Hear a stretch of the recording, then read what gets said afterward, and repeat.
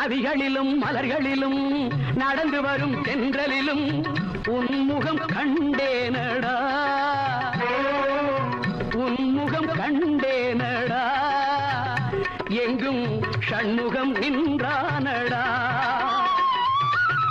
ஓ முருகா என்றவுடன் உருகுதடா உள்ளமெல்லாம், ஒரு கணம் சொன்னேனடா, அங்கே சரவணன் வந்தானடா.